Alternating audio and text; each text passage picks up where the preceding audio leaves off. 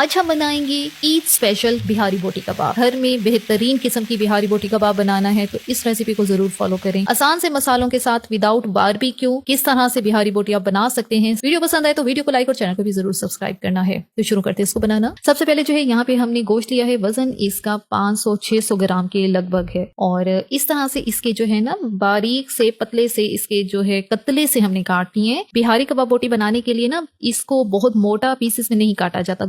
गोश्त के लंबे से कतले बनाए जाते हैं, पतले पतले होते हैं। यही एक चीज थोड़ी सी इसमें डिफरेंट होती है कि पतले से कतले बनाने हैं गोश्त के। अच्छा, अब यहाँ पे शामिल करेंगे मसाले। सबसे पहले डालेंगे 1 टेबलस्पून अदरक लहसुन का पेस्ट, 1 टेबलस्पून कचरी पाउडर। मीट टेंडराइजर इसमें लाजमी जाता है। कचरी पाउडर नहीं है तो कच्चे पपीते का पेस्ट डाल दें। अगर वो भी नहीं मिल रहा, फिर ये जो ब्रांडेड मीट टेंडराइजर मिलते हैं आपको ये भी मिल जाएंगे आसानी से, तो उनमें से आप जो है वो भी ले सकते हैं। साथ ही इसमें डालेंगे नमक 1/2 टेबलस्पून। तो बस ये तीनों चीजें अभी डालें। अच्छी तरह से गोश्त को यहाँ पे मिक्स करके हमने इसको रेस्ट देना है आधे घंटे के लिए। आधा घंटा 1 घंटा यहाँ पे लाजमी दिया जाता है। सिर्फ मीट टेंडराइजर डालना है, अदरक लहसुन का पेस्ट और नमक डाल के। नमक इसके अंदर तक एब्जॉर्ब होगा। मीट टेंडराइजर से गोश्त हमारा यहीं पे जो है अच्छी तरह गलेगा, यहाँ पे थोड़ा सा सॉफ्ट होगा। जब पकाएंगे बहुत जल्दी वो नरम होगा।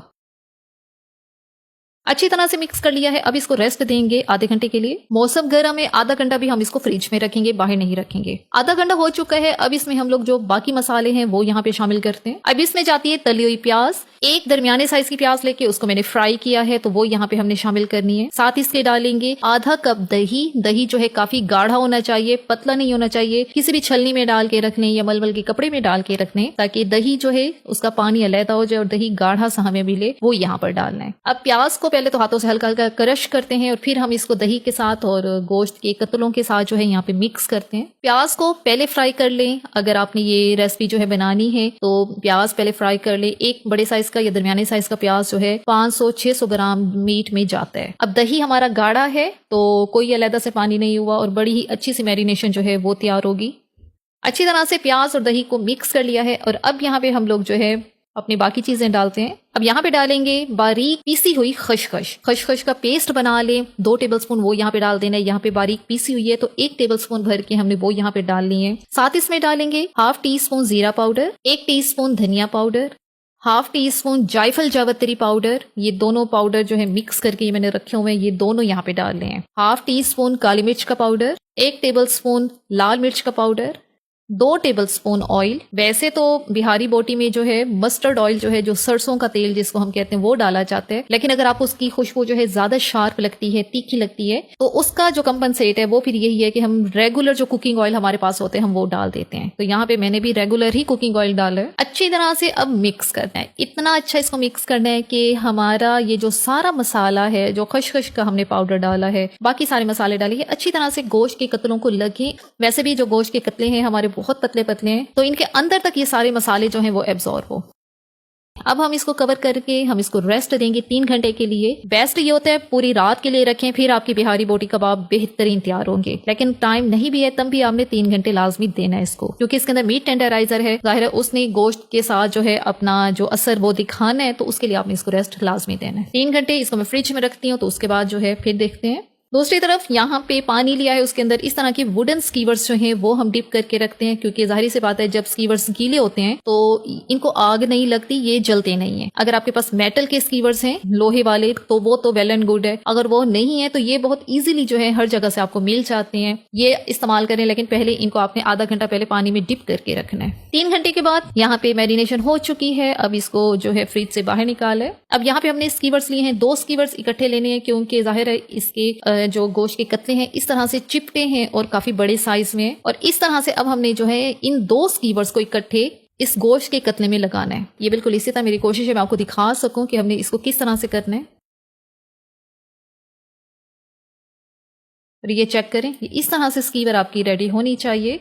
अब आपको समझ आई होगी कि हमने 2 स्कीवर इकट्ठे क्यों लिए। अगर एक लेते तो जाहिर है वो हमारी स्टिक इतनी अच्छी तैयार भी ना होती और गोश्त के कतले साइडों से जो है वो टूटते रहते। सारी स्कीवर्स जो है यहाँ पे हमने रेडी कर लिए हैं। 4 से 5 हमारी स्कीवर्स रेडी हुई हैं। तो बस अगला स्टेप जो है इनको पकाने का है। पकाने के लिए एक पैन लिया है, उसमें हम डालेंगे ऑयल। अब ऑयल जो है हमने 2 टेबलस्पून डालना है, इससे ज्यादा नहीं डालना, क्योंकि हमने इसको डीप फ्राई नहीं करना, हमने इसको सेकना है। बेसिकली जो बिहारी बोटी कबाब बनाए जाते हैं उनको कोयलों पर ही जो है सेकते हैं। वैसे ही जो एक ऑथेंटिक मेथड होता है वो वही होता है। हाँ ठीक है, लेकिन अगर हमारे पास जाहिर है बारबेक्यू का हम लोग घरों में नहीं बना रहे सिस्टम, जैसे गर्मी है और घर में भी करना बहुत मुश्किल हो जाता है, तब ये है आप फ्राई पैन में भी कर सकते हैं। ऑयल कम डालें, फिर हमने इसको सेकना है और फिर जब इसका जो फ्लेवर होगा वो किसी तरीके से कम नहीं होगा उन बिहारी बोटी से जो कि कोयलों पर बनाई जाती है।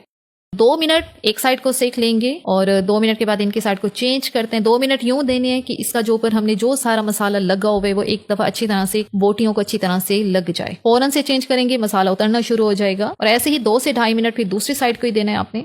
टोटल इनको जो पकाने का टाइम है, हमने इनकी साइड्स को चेंज कर करके हमने इसको पकाना है 10 मिनट तक। 8 से 10 मिनट इनफ है इनको पकाने के लिए, क्योंकि गोश्त के कतले जो हैं बहुत ज्यादा बारीक हैं। उसके बाद हमने मीट टेंडराइजर डाला है तो फिर बहुत ज्यादा ओवर कुक करने की जरूरत नहीं है, वरना क्या होता है कि बोटी जो है वो इतनी जूसी नहीं रहती। चूल्हे की आंच लो मीडियम होनी चाहिए।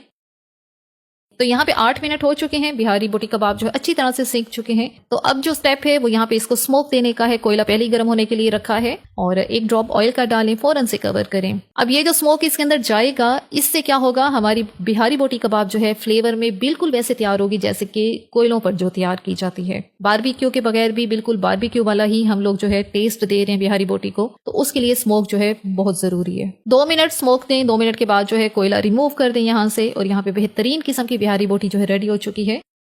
अब दूसरी तरफ जो है सिजलर प्लेट जो है हमने गर्म होने के लिए रखी है। इसको जो है हमने आधा घंटा चूल्हे पर पहले ही रख दिया था ताकि अच्छी खासी ये गर्म हो जाए। 1 पीस बटर का डालते हैं इसके ऊपर और उसके बाद हम इसके ऊपर डालेंगे प्याज के स्लाइसेस। अब हमने इसके ऊपर प्याज के स्लाइसेस डाल दिए हैं ताकि जो बिहारी बोटी है वो एकदम से नीचे से जले नहीं, और इसके ऊपर रखेंगे हम अपनी बिहारी बोटी कबाब।